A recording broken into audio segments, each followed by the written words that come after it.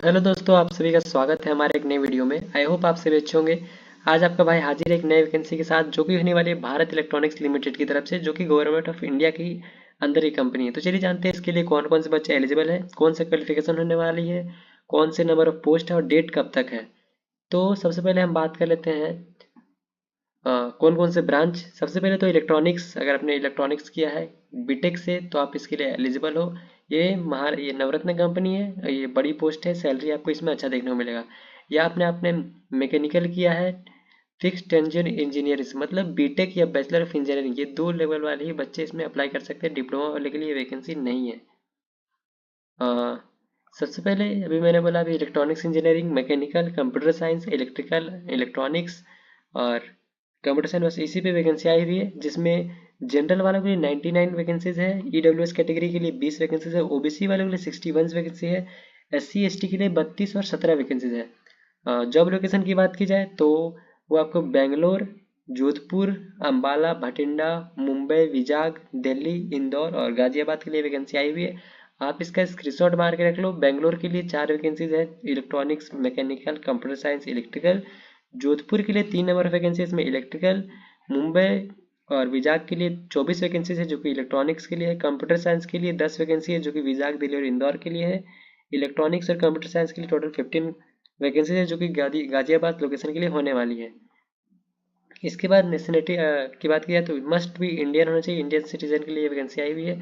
और जो भी इसमें वो है ना छूट दी जाएगी कैटेगरी वाइज, वो जो गवर्नमेंट के रूल्स है उसके अकॉर्डिंग ही दिया जाएगा। यहाँ पे आपको मेंशन कर दिया गया है। अगर आप ओबीसी कैटेगरी से हो तो 3 साल का रिलैक्सेशन, एसटी से हो तो 5 साल का रिलैक्सेशन, और अगर आप पीडब्ल्यूडी से हो तो 10 साल का रिलैक्सेशन। यूआर जनरल वालों के लिए जो अपर एज लिमिट है वो 28 साल, जो जनरल कैटेगरी से बिलोंग करता है, अगर उनकी एज 28 साल से ज़्यादा है तो वो इस पोस्ट को नहीं भर सकते हैं। लेकिन आप ओबीसी कैटेगरी से हो तो आपका 31 ईयर का भी एज है तो भी आप भर सकते हो। एस टी एस सी हो तो आप 33 ईयर तक भी भर सकते हो, और ओबीसी ये पीडब्ल्यूडी हो तो आप 38 ईयर्स तक आपका एज है तो भी ऐसे आप फॉर्म को भर सकते हो। अगर आप किसी भी तरह का कैटेगरी में यहाँ पे एग्ज़ाम देते हो कैटेगरी के लिए, एस टी एस सी या ओबीसी, तो उस समय क्वालिफिकेशन के बाद आपको इसका मांगा जाएगा सर्टिफिकेट भी। जब आपका ज्वाइनिंग हो उसमें आपको ये सर्टिफिकेट दिखाना पड़ेगा कि आप इस कास्ट से बिलोंग करते हो, ठीक है। इसके बाद अभी जैसा कि मैंने आपको बोला कि बीटेक वाले इस बच्चे को भर सकते हैं, जो भी 4 साल का कोर्स मांगा गया। मतलब अगर आपने बीटेक किया लेटरल एंट्री से 3 साल वाला तो आप इसके लिए एलिजिबल नहीं हो। 4 साल का यहाँ पे बीटेक या बैचलर ऑफ इंजीनियरिंग मांगा गया है, या बीएससी इंजीनियरिंग मांगा गया है, ठीक है। इसके बाद डिसिप्लिन बता दिया भाई मैंने इलेक्ट्रॉनिक्स के लिए, तो उसमें भी अलग अलग यहाँ पे दे दिया गया। जैसे अगर आपने इलेक्ट्रॉनिक्स किया है, इंजीनियरिंग इलेक्ट्रॉनिक्स से, तो भी आप एलिजिबल हो। इलेक्ट्रॉनिक्स एंड कम्युनिकेशन से किया है तो भी एलिजिबल हो। Electronics and telecommunication, electronics and instrumentation, instrumentation communication telecommunication, तो भी आप इस पोस्ट के लिए एलिजिबल हो। अगर आपने मैकेनिकल किया है इंजीनियरिंग से तो आप एलिजिबल हो। मेकाट्रॉनिक्स से किया है तो भी एलिजिबल हो। इंडस्ट्रियल इंजीनियरिंग मैनेजमेंट से किया तो भी आप एलिजिबल हो। अब बात करते हैं कंप्यूटर साइंस की। अगर आपने normally computer science and engineering किया तो भी आप एलिजिबल हो। अगर आपने computer science and engineering, computer science engineering, information in technology, information science and engineering, data science and engineering, artificial intelligence engineering किया है तो भी आप इनमें से कोई भी डिग्री आपके पास है तो आप इस पोस्ट के लिए एलिजिबल हो। अगर आपने डिप्लोमा किया है, सॉरी माफ कीजिएगा, अगर आपने बीटेक किया इलेक्ट्रिकल से या फिर इलेक्ट्रिकल एंड इलेक्ट्रॉनिक्स से तो भी आप इस पोस्ट के लिए एलिजिबल हो।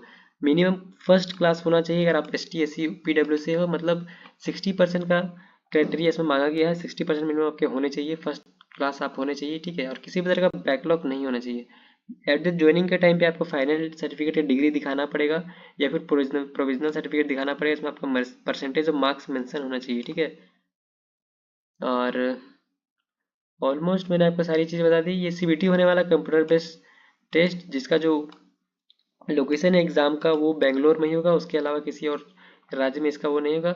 सिलेक्शन बेस्ड होगा, परफॉर्मेंस बेस्ड आपको वही कंप्यूटर बेस्ड एग्जाम पे। अगर आप उस टेस्ट को पास कर लेते हो उसके बाद आपका एक इंटरव्यू होगा। इंटरव्यू के बाद आपका जो वो इंटरव्यू के बाद आपका वो डॉक्यूमेंट का वेरिफिकेशन मांगा जाएगा कि आपके सारे डॉक्यूमेंट्स अप टू डेट है कि नहीं, उसके बाद ही आपको ज्वाइनिंग कराया जाएगा। सिलेबस की बात की जाए तो जनरल एप्टीट्यूड है नॉर्मली, और टेक्निकल एप्टीट्यूड है दोनों। मतलब जनरली एप्टीट्यूड में आपका सारा यहाँ पे स्क्रीनशॉट मार के रख लीजिए कौन कौन से क्वेश्चन रहेंगे किसी रिलेटेड, और उसके बाद आपका जो टेक्निकल क्वेश्चन है उससे रिलेटेड होंगे। Will not be send through email and through convention, क्या पे ये है candidates are required to print this call letter and comply with हाँ, अगर आपका मान लीजिए एग्जाम निकल गया है तो आपको एक मेल किया जाएगा, ठीक है, उसको आपको कॉल लेटर को प्रिंट करा के लाना है, ईमेल में नहीं रखना है, जब आपको वहाँ पे मंगाया जाएगा तो।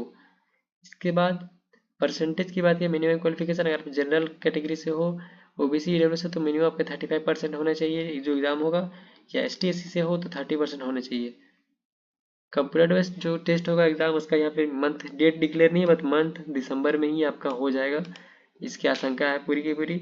पे स्केल की बात की जाए तो आपको बेसिक जो होगा 4000 से लेके 1,40,000 तक है, मतलब सीटीसी अप्रॉक्स 12 लाख से 12.5 लाख का सीटीसी, इसमें बहुत ही ज़्यादा सीटीसी है।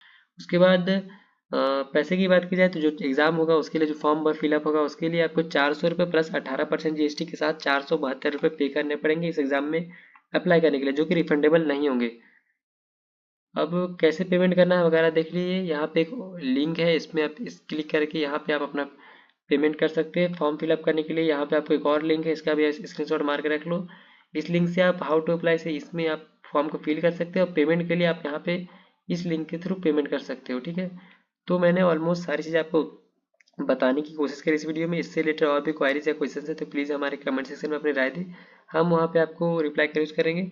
और आप यहाँ पे डॉक्यूमेंट वेरिफिकेशन के टाइम पे कौन कौन सा ये फॉर्म चाहिए, फॉर्म भरने के टाइम पे कौन कौन सा सर्टिफिकेट आपको चाहिए, कौन कौन सा फोटो चाहिए, वो सारे का सारा इसमें आपको लिखा हुआ है। एक ही वीडियो में सारा कुछ बताऊंगा तो बहुत ही ज़्यादा लंबा हो जाएगा, तो प्लीज़ इसका स्क्रीनशॉट मार के रख लीजिए, जैसे कि आपको फोटोग्राफ, स्कूल लीविंग सर्टिफिकेट, 10 का मार्कशीट, ऑल सेमेस्टर का मार्कशीट वगैरह वगैरह, ठीक है। इसका स्क्रीनशॉट मार के रख लो, बाद में आप इसे पढ़ लोगे।